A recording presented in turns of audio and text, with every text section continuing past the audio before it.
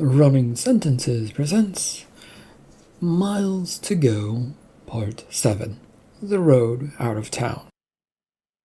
Continuing his little adventure traveling town to town and once again chased from it, Hiram worries that things are only seemingly going to get worse up ahead.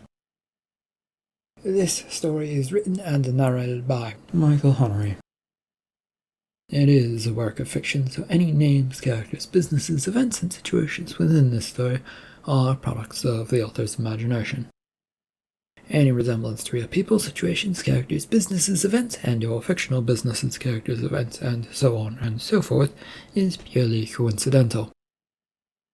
Copyright 2026, Michael Honnery. All rights reserved. Stepping out of the elevator the next morning, I fought back a yawn. There were a few cops milling about the place, all of them looking right at him as he stepped out. And then there was also Lindsey standing near the doorway to the exit, a pair of sunglasses covering her eyes as she leaned against a nearby decorative column that looked like it didn't really support anything. He wandered over to her. "Miss Lindsey, I did not expect to see you this morning." "Well, I'm full of surprises, both good and bad." "I take it then your father convinced you to leave town?" Hiram asked. "Not exactly. He said I should be here, and I'd missed out on some fun if I didn't." Hiram shook his head. "I apparently equal fun?" "In this town, yes, you do." "That's fair, I suppose. Are you leaving, or are you staying here?" "Mr. Hiram," a cop broke in, "it is time for you to leave at once." "I'm going, officer. I'm merely asking the lady a minor question. No need to get into a fit about things." "I am not having a fit." The cop, who had moved across the lobby silently, now moved to grab at Hiram's arm. He, though, chose to move and step out of the way of the grasp, glaring at the cop in return. "I can walk out on my own, thank you. No need for assistance." "Well, my father wasn't wrong. You certainly know how to make a scene, and how to also make things interesting in a stupid way." "I don't know what to say to that other than it isn't true, Miss Lindsey. Now I need to leave, and I suppose all of you are going to follow me out to my car?" There were nods all around, and he shook his head no, with a resigned state of this was going to happen, then headed for the door. The whole sad troop of people, basically cops and then Lindsey and anyone else who had shown up, all which amounted to a few people, followed him out. Hiram strolled as fast as he could across the small parking lot of this hotel to his car. It wasn't boxed in by a cop car, but there was a cop car sitting in the parking lot, looking ready to escort anyone out of here. He went to his car with a parade of people following behind him. "That is one ugly car, Mr. Hiram," Lindsey announced. "It gets the job done, Miss Lindsey, and I got this one because I lost my last one. Now I have to ask again because I promised to. Are you coming or not?" She gave him a non-committal shrug, to which he could only stand and stare for a moment, then shrugged himself. If that was her choice, so be it. He went to the door to his car and opened it, which opened with a loud creak as the cops hurried to their nearby parked car. "Looks like you'll have company no matter what choices you make," Lindsey said as she pointed towards the cops. "All the way out of town, and hopefully they won't try anything stupid on the way," Hiram said with a shrug. "Oh, they probably will. Cops are never very smart." "Well, thanks for the warning, I guess." He got into his car, and getting it started up and sighing to himself. It was soon backed up, and the crowd was milling along with Lindsey still standing there, smirking at the sight of him. He managed to get the passenger's window rolled down so he could speak to her. "One last offer to let me come with you," she said with a smile. "That's the idea, in or out. Stay here and live life, or spend some time on the run figuring out if the world has something to offer. The grass is not always greener on the other side." "No, usually it's about the same color with different problems and issues to deal with. Nothing will be pretty, but on occasion change is needed." "That's your best sales pitch to me." The cop car pulled up right behind him, the front bumper touching his rear bumper and jolting the car a little bit. He growled and turned to stare at them before turning back to Lindsey. Best I can do before I'm being run out of town. You know these roads better than me as well, so it would be appreciated if we could lose these fools. You sure that's a good idea? She asked with a raised eyebrow of surprise. Nope, he said. Good. And with that, she opened the door and jumped in. You'll need to be quick and hit the gas. Out of this parking lot, you'll need to take a quick right and then another one.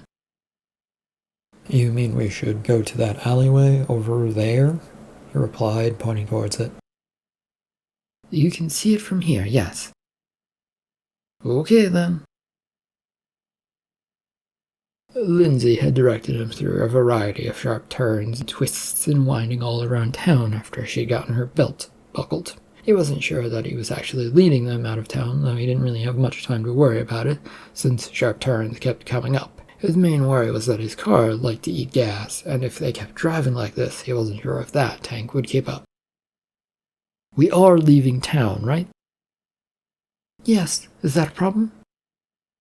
Fuel is the problem. Do you not have much? She asked, leaning over to look at the gauge. I started this morning with half a tank in the hopes that there was a gas station nearby. Outside the town borders there is a station. You'll need to take another right here, and you should have told me that sooner. I didn't think I would be evasively driving all morning. From what I can see in the back, the cop car is mostly gone, but they'll be back when they figure out things. You can slow down for a moment. This town is insane, he grumbled to her. Oh, are any other places better? Some are better, though to go through all of the trouble to escape and run me down. For what? Offering them money? I heard you pissed off the sheriff. I didn't really do anything other than tell him I was leaving in the morning. She looked over at him and then pointed towards the road they were going down. Not a believable lie, but keep going. We will get to a road that's no longer on the maps. And yes, it will be a bit of a bumpy, close ride. It will, though, drop you right off next to the highway and a gas station there. Taking more directions as order, Hiram had the car storming through stretches of overgrown road that felt more like old trail than road. Tree branches and brush smacked at the car, trying its best to slow it down, with no success. Eventually, this grass road with ruts that looked dry but could easily be turned to mud spat them out. Their tires span as they met asphalt and tried to shake off whatever dirt and as well as mud that got stuck on them. A half-mile down the road, the gas station sign loomed up into the sky. Hiram was hardly trying to fill the car, but gas pumps go at whatever pace they are set at. Lindsey had the window down, and her head poked out, watching him as he did this. What do we do now? She asked. Well, that's up to you. The people I work with and for will like to work with someone like you, probably. A good soul who wants to help people. And do I have any other options? I can drop you off at some nearby town once you decide you've gone far enough away from here. Are you eager to get rid of me? And what if I don't like either option? The pump clunked to a stop and allowed him to breathe a sigh of relief as he finish off paying for the gas. What would you like to do, Miss Lindsey? See what is out there? Can I just stick around? Well, I won't stop you, but I'll warn you that my bosses might come calling, or I'll go calling to them, he said with a shrug. Why would you do that? Well, I always seem to run into some sort of trouble when I'm on the road. It can be a bit much for some people to deal with, and well, I have to call in help sometimes. She pulled her head back into the car as he ran around to the driver's side and got in himself. Keep things interesting, and it will be fun for me. It was fun to run from town, so as long as it doesn't get too bad, we'll be all good, I think. Hiram shook his head as he got in. I have been given a gun in case things get scary. he said rather reluctantly. You don't seem like the type to carry a gun. I'm not. If you need it, you'll find it in the trunk. Lindsey then poked him with her elbow as he settled into the seat and buckled up himself.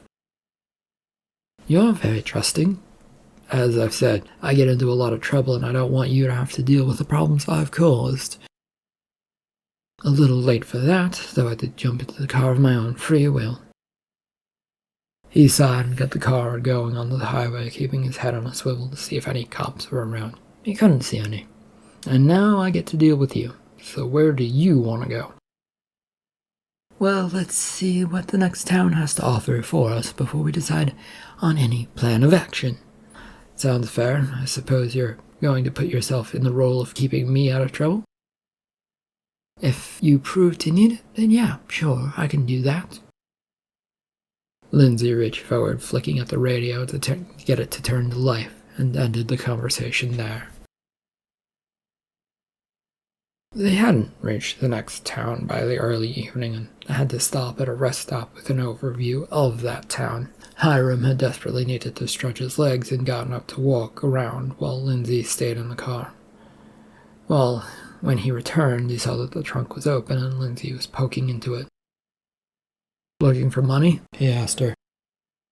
A little bit, yes. I realized that I left home with no bag of clothes to help sustain whatever this trip becomes. That suitcase has the money. I checked it. There was nothing inside. She pulled her torso out of the car, turning to him and putting her hands on her hips. Despite himself, Hiram grinned at the sight and reached for the suitcase. The lock on it has 2 combinations, which unlock it. I think you can figure out what that means. You have a trick suitcase that keeps things safe? Lots of little tools like that to protect ourselves when things get messy. The suitcase popped open to reveal stacks of money carefully tucked away. He reached in, pulled up half a bundle, and handed it over to her. Lindsey's eyes went wide and he had to smirk at that as well. This could get you in a lot of trouble, she pointed out. True, it's a double-edged sword of what will happen when people find out you have money, but you also need that money to help them out. She was busy counting out some money, nodding along as he was saying this. Once done, she handed back a fair bit of cash. I don't need this much, but why are you so willing to give this to me? You need money, I have it. That's what this little operation is supposed to be all about, giving money to those that need it. You tried to bribe the town officials, though. They did not need money.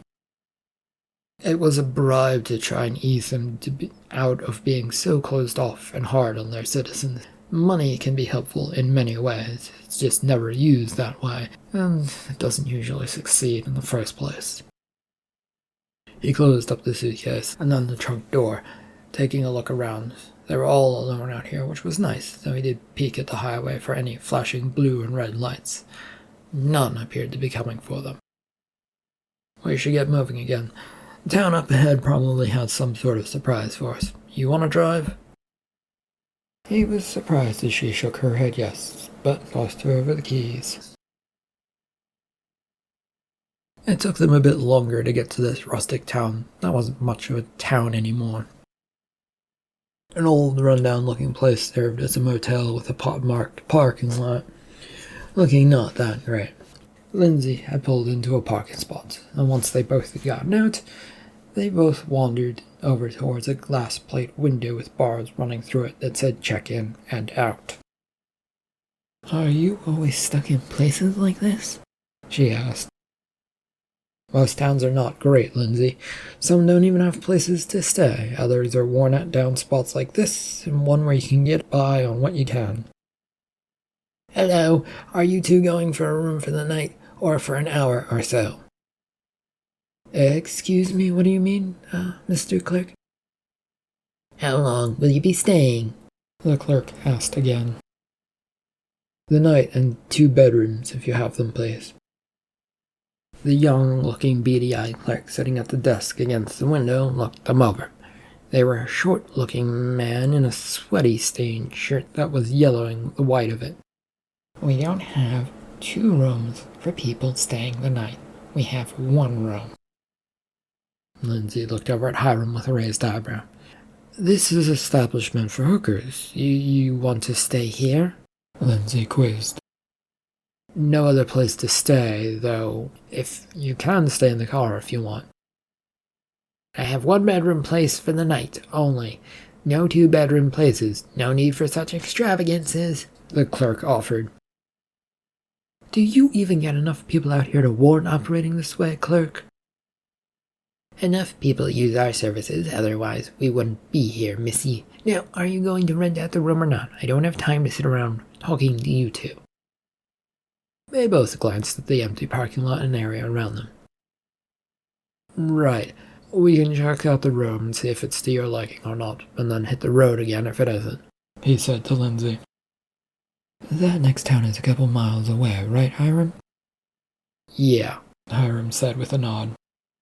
Excuse me, money or I won't rent you the room for the night. Absent-mindedly, Hiram pulled some money from his pocket and dropped it into the tray that had been extended out from the window by the clerk. It then snapped inward once the money was inside. There was the jingle of a key being dropped into that little tray that then went back out to them. You're in room 1B. Enjoy your night. Lindsey grabbed the key and the two walked down a little bit until they got to the door. 2 doors down. Do you deal with this all the time? Yeah, this is my life, Lindsey. The room was about what one would expect from a motel room. It was clean, not too shabby, though it still had that slightly worn-in feeling to it. The only downside to it was the yellow on the walls and the faint smell of tobacco and weed that mingled in the air.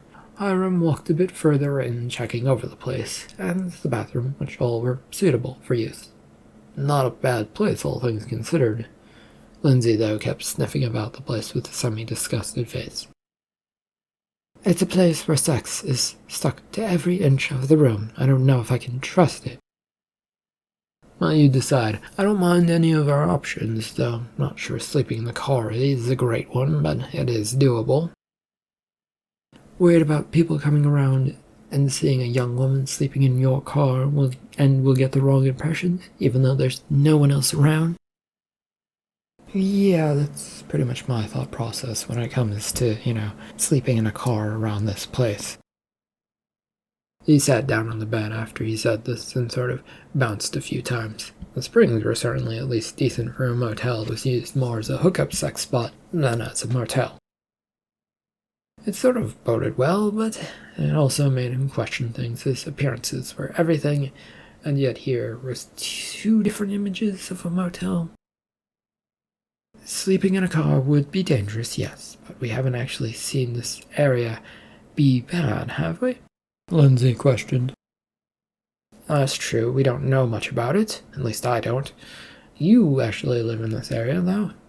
She gave him a look as she too sat down on the bed, causing it to move about again. I did not get to move around much. In fact, the furthest I've ever been away from my hometown is that gas station we visited. Great, so we have no information about this place. Can't your little organization tell you this sort of thing? It feels like they should inform you of what you're up against and all that, she pointed out. Well, I don't think so. Well, I've never really asked, so I don't think they provide anything like that. We'll call them and see what they do provide. With a shrug, he pulled out his cell phone and dialed up the number he needed, then waited for a few seconds before a voice came on the line. This is Operations Sections. How can we assist, Mr. Hiram?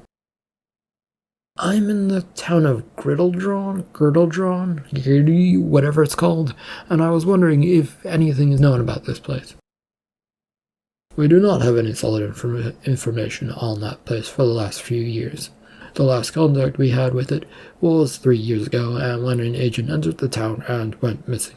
His vehicle and cash were recovered a few miles away from the town. No sign of him has ever been found. Well, that doesn't sound good, Hiram said almost automatically. No, it does not. Stay safe and visual, Mr. Hiram. Hiram relayed all of this information given to him after he'd hung up the phone. He had to grimace to himself. None of it sounded good. This place isn't safe? Potentially no, Lindsey, but when you don't know what happens, then we can't say exactly. It could have been his own doing, just running away, or someone in town didn't like him. It is, unfortunately, a dangerous job, after all. What's our choice, then? Is there any town around here that might be safe? Lindsey asked. I doubt it. All that I've come across is pretty much the same. They don't like strangers, and they want to control every aspect of their town citizens' lives. Lindsey got up from the bed and peeled back the covers to see how the sheets were under it. They looked fine and very clean. Still, she was frowning at the sight. There's only one bed, and I'm sorry, but I'm not exactly comfortable around you at the moment, so where are you going to sleep? The floor, or I might take the car. The car isn't good enough for me, but it is for you. It's a solution to the problem, and I'm willing to let you take the car, though I won't be comfortable with it, he offered. Yeah, I'm not big on you staying in the car, either. Just sleep on the floor. As she said this, they both looked at the carpeted floor, a faded color of a thing that wasn't really distinguishable other than it was there. What a lovely spot to sleep on.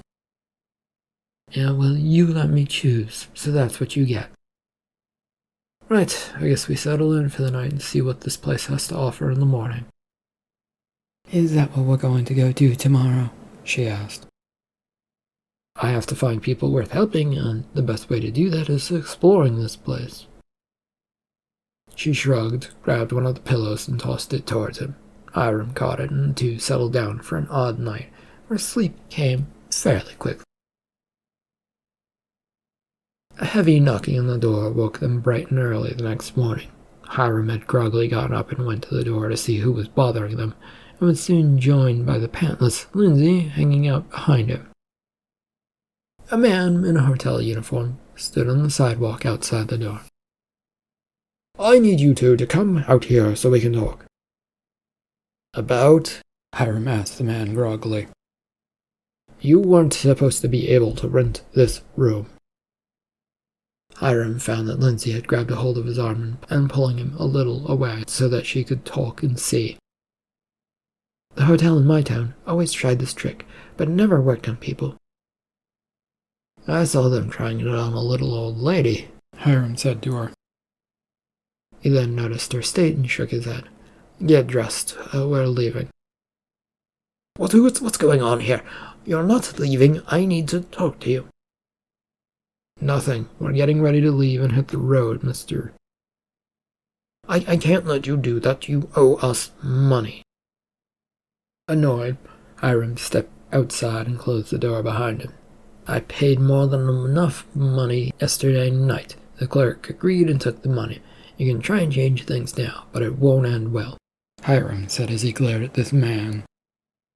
Mister, I don't care who you are or what money you say you had, but you didn't pay up. Your worker ran off with the money, didn't they, Mr. Hotel owner, clerk? Who are you? The motel room door opened and Lindsey emerged, looking tired but now dressed. What is going on? She asked Hiram. He wants money. The motel wasn't paid for you two to stay here for the night.